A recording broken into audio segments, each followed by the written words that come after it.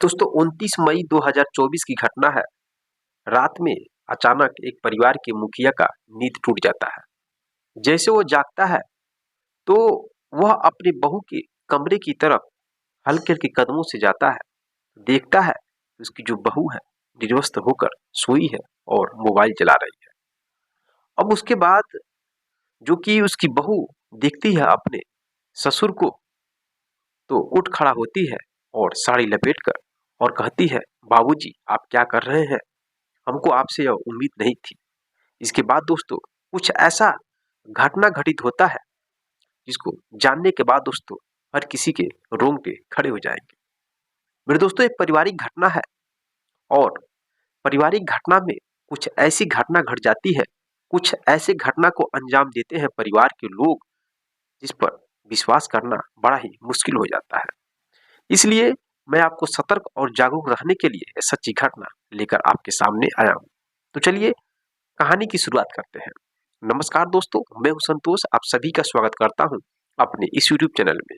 आज की सच्ची घटना राजस्थान प्रदेश का एक शहर है भरतपुर, और भरतपुर का ही थाना लगता है चिकसाना, और वहीं की ये घटना है, एक गांव होता है।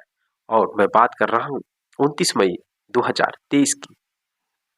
दोस्तों एक परिवार होता है, उस परिवार में माँ बाप और माँ बाप के एक बेटे और उनकी बहू, यानी 4 लोग होते हैं और 2 बच्चे भी होते हैं। कुल 6 लोगों का सदस्य था। परिवार बहुत ही खुशहाल था। अब 29 मई 2023 को अचानक लगभग 7 बजे एक लड़के के मोबाइल पर मैसेज जाता है कि मैं तुमसे बहुत प्रेम करती हूँ और मैं तुमसे मिलना चाहती हूँ, तुम मेरे पास आ जाओ। दोस्तों जिस लड़के के मोबाइल पर मैसेज जाता है उस लड़के का नाम दीपक होता है। अब दीपक दिल्ली में जॉब करता था, वहां से निकल जाता है राजस्थान के लिए और राजस्थान पहुंचता है और उस महिला के घर पर रात में अंदर एंट्री करता है।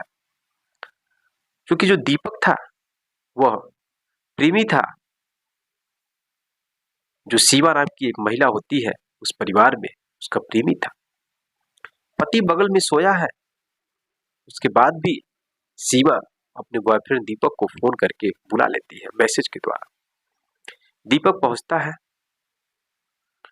जब पहुंचता है तो अपने पति के पास सोई थी शिवा, उसके पति का नाम धीरज था, वहां से उठ के एक दूसरे कमरे में चली जाती है। इधर दीपक उसका बॉयफ्रेंड आता है और उस कमरे में चला जाता है, उसके साथ सारी संबंध बनाने लगता है। अब अचानक सीमा का जो पति है धीरज, उसकी नींद टूट जाती है। जब नींद टूटती है तो अपनी पत्नी को देखता है कि बिस्तर पर नहीं है। फिर वो इधर उधर देखने लगता है। अब उसको कुछ हल्की हल्की अजीब टाइप की आवाज सुनाई दे रही थी। इस वजह से आवाज को सुनने के अनुसार ही उस कमरे के अंदर जब जाता है तो देखता है कि उसकी पत्नी एक लड़के के साथ संबंध बना रही है, और जो वो लड़का था वो उसके दोस्त का दोस्त था दीपक। अब जैसे ही धीरज की पत्नी और दीपक धीरज को देखते हैं, उसी तरह से जो उसकी पत्नी है अपने पति को पकड़ती है और उस लड़के को भगाने की कोशिश करती है, लेकिन धीरज दीपक को पकड़ लेता है। अब उसी छीना झपटी में दोस्तों जो सीमा है और जो दीपक है वो धीरज का गला दबाकर उसकी हत्या कर देते हैं। हत्या तो हो जाती है। हत्या होने के बाद पत्नी कहती है अब क्या किया जाए। उसके बाद दोस्तों जो दीपक है वो धीरज को एक बोरे में करके बाहर घसीट के, और बाहर उसका एक दोस्त इंतजार कर रहा था। दोनों मिलकर के नजदीक के ही ये नदी होता है और पत्थर बांधकर उस बॉडी को उस नदी में फेंक देते हैं सब। फिर वहां से चले जाते हैं। अब जैसे सुबह होता है तो धीरज के पिता अपनी बहू से कहते हैं सीमा से, बहू धीरज नहीं दिखाई दे रहा है, कहाँ गया? अब उसकी बहू कहती है मुझे नहीं मालूम कहाँ चले गए, मुझे बताए भी नहीं। अब दोस्तों कई दिन बीत जाते हैं लेकिन कुछ पता ही नहीं चलता है।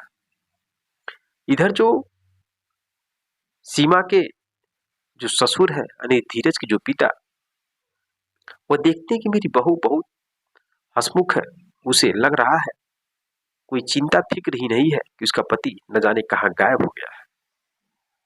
अब उसे अपनी पत्नी पर थोड़ा शक होने लगता है।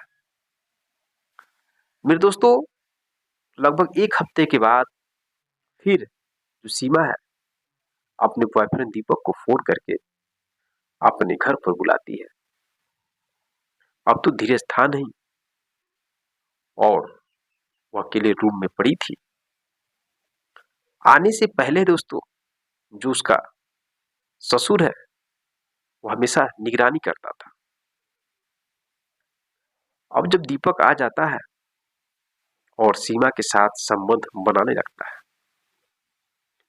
उसी वक्त जो सीमा का ससुर है वह जगता है और देखता है तो हंगामा खड़ा कर देता है। अब जैसे ही हंगामा खड़ा करता है तो वैसे ही दीपक कहता है, जैसे तुम्हारे लड़के को मारकर हम लोगों ने नदी में फेंक दिया, वैसे तुम्हें भी फेंक देंगे। अब जैसे शब्द सुनता है सीमा का ससुर, वो समझ जाता है कि लग रहा है मेरे बेटे को इन दोनों ने मिलकर मार दिया है।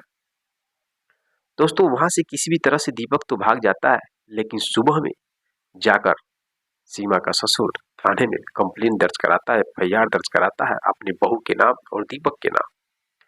पुलिस इन दोनों को पकड़ती है। जब सख्ती से पूछताछ किया जाता है तो दोनों अपना जुर्म कबूल कर लेते हैं। जब पूरी कहानी बताते हैं किस तरह से हम लोगों ने धीरज को मारकर नदी में फेंक दिया, तो पुलिस वाले के भी रोंगटे खड़े हो जाते हैं। दोस्तों, उन दोनों को पकड़कर पुलिस जेल के अंदर डाल देती है।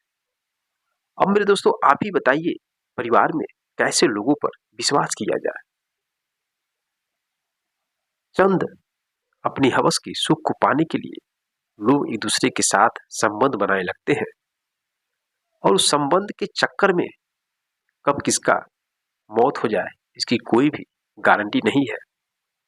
इसलिए आपको सतर्क और जागरूक रहने के लिए सच्ची घटना लेकर आपके सामने आया हूं।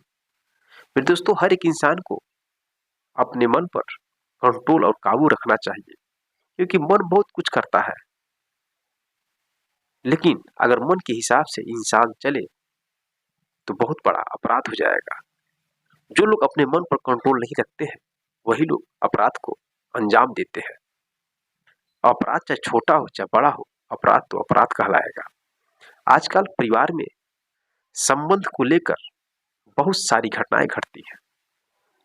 कोई भाई बहन के साथ, तो कोई भाई अपने चाचा के लड़की के साथ, तो कभी ससुर अपनी बहू के साथ, तो कभी भाभी अपने देवर के साथ।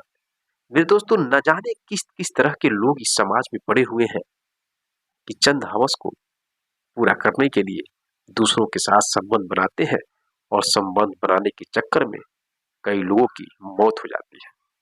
इसलिए इन सब चीजों से आप बचिए और सावधान और सतर्क रहिए। बाकी मैं आपसे उम्मीद करता हूं कि सच्ची घटना सुनकर आप लोगों को सीख जरूर मिला होगा। अगर आपके अंदर की कोई भी हवस किसी के प्रति जाग रहा है तो अपनी उस हवस को शांत रखें। हर एक चीज एक पर्दे के अंदर होना चाहिए और रिश्ते को संसार करने वाली किसी भी घटना को आप अंजाम न दें। यही उम्मीद करता हूं आप लोगों से। तो मिलते हैं नेक्स्ट वीडियो में नेक्स्ट कहानी के साथ। तब तक के लिए दोस्तों, जय हिंद, जय भारत।